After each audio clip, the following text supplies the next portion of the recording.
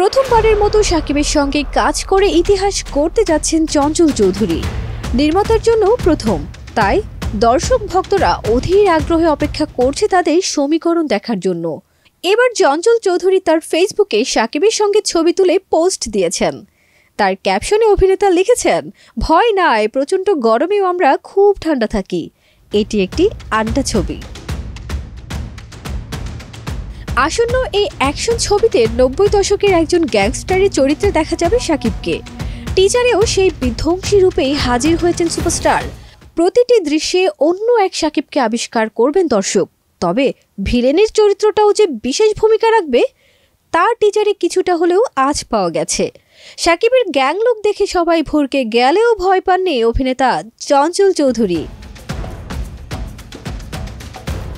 সিনেমার টিজারে চঞ্চলের মুখে দেখা গেছে তাচ্ছিল্যের হাসি সহ সংলাপ, যেখানে শাকিবকে উদ্দেশ্য করে অভিনেতা বলছেন, তুফান খুব ভয় পাইছি রে, হা হা হা। শাকিবের এমন লুকে অনেকেই ভীত হলেও ভয় পাননি অভিনেতা চঞ্চল চৌধুরী।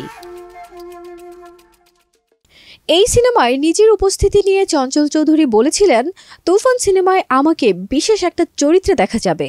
রায়হান রাফি এই সময়ের প্রতিভাবান একজন পরিচালক, সেই সাথে শাকিবের সঙ্গে আমার ব্যক্তিগত সম্পর্কের জায়গা একদম অন্যরকম। তাদের একসঙ্গে কাজ করতে পারলে ভালো লাগবে।